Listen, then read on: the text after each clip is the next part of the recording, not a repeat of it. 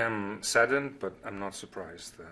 This event was, I think, long in coming. The writing was on the wall. Belgium has been ground zero of Islamic radicalism in Europe for a long time.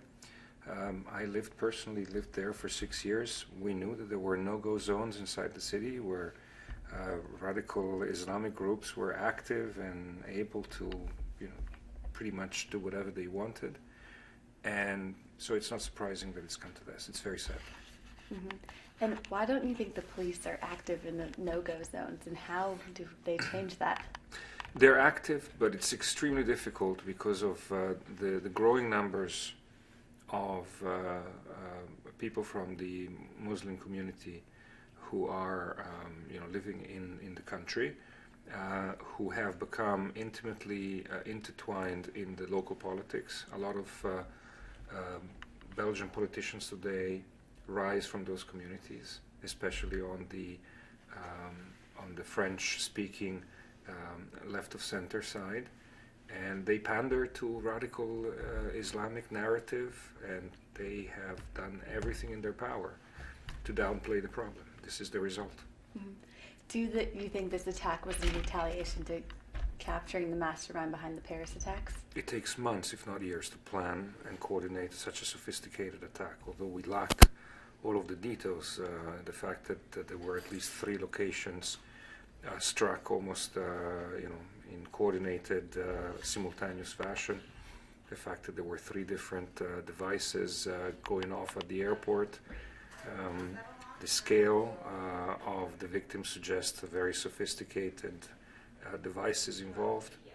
It cannot possibly be something that was decided as a response to something that happened a week ago. This was planned long before. Maybe the timing was chosen to make it look like a response, but it wasn't. Mm-hmm. Do you think there were warning signs that were missed? There always are. There always are. Intelligence is is never absolute knowledge, despite what some people would like to believe. And we live in an age where, oftentimes instead of lacking information, critical information to spot these problems, we are overwhelmed by the sheer volume of information and the difficulty of sifting through it and connecting the dots. So I don't think that we should immediately lay the blame on the intel community. Time will tell, but intelligence on these matters is a very difficult business, and therefore I'm not surprised that something went awry. Mm-hmm. What can the Belgian government and sort of governments around the world do to protect us from future attacks like this? Well, there's many things we can do. First is we have to revisit with an open mind our open borders policy among free societies. As the events of the last few months and years with the rise of radical Islam in Europe, and before that, of course, the attacks on 9/11 here in the United States, what these events tell us is that our openness is being exploited to the advantage of those who want us dead. It's very important that we revisit the policies that allow people to freely travel back and forth with minimal, if at all, minimal controls between the United States and Europe and the Middle East. I think that the recent legislation that Congress passed, putting restrictions on the visa waiver program that allows citizens of most European countries to come to the United States if they have traveled to certain countries in the Middle East or if they have double passports from those countries, is a very sensible first step in limiting the possibility that these people would come here. But we can never rule out the possibility. We live in a very open, interconnected global world. It's very easy to travel back and forth. Millions of people come into this country every year for tourism, for business, for study. We shouldn't rule out the possibility that some of them come for nefarious purposes.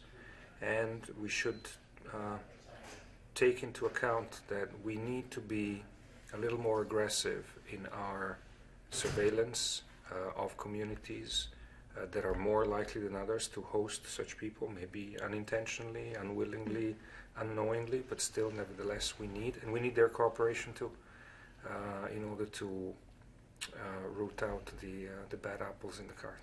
Mm-hmm.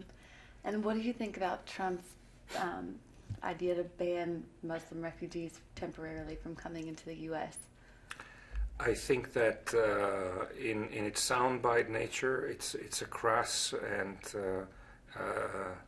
impractical idea. But I think that we cannot ignore the likelihood that the Islamic State and other radical groups in the Middle East will use the refugee crisis they are co-responsible in causing in the first place to smuggle people into Europe for the purposes of terror activities, and that therefore can affect the United States as well.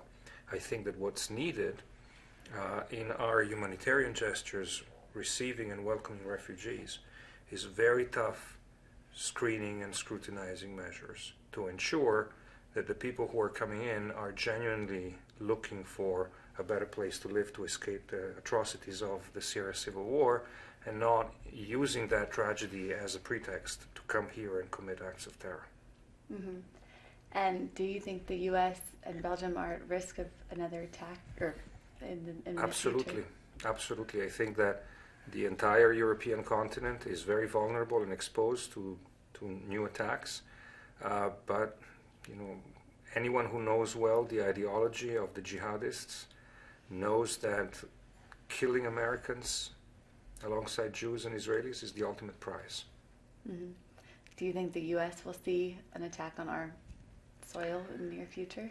I think that the risks have not gone down since 9/11, and if anything, in this present day and age, with the current rise of the Islamic State and the attraction it has on Western-born, Western-raised, radicalized young Muslims, the possibility that homegrown terrorism will hit again in the United States is very much there. Mm-hmm. And then my final question, these were committed in places where there's no security. It was in pre-security in the airport and in the metro where there isn't security. And currently in the U.S. there's no security when you get on an Amtrak train or the subway. Do you think that will change in light of this? These are places that are very difficult to secure if you want to ensure that normal life goes on. I mean, any such airport, like I used to fly through Brussels airport 2-3 times a month when I was working there. You have hundreds of thousands, if not millions, of people going through that airport every year. It's very difficult to allow the operation of the airport to continue normally and put into place securities even in the formerly unsecured area. What you need to do is put a stronger mechanism of security and enforcement at the borders. If you can't secure specific locations, and that applies to trains and metros as well, it's very difficult to do that, train stations and so on. If you do put much stricter security measures and filter better who comes in and who comes out of a country, you reduce the chances of cells forming inside your own territory. You reduce the likelihood of nefarious equipment from coming in and out. I think that there is one more point that needs to be made, though, and that goes beyond the specific security measures. Terrorism is not a threat in and of itself.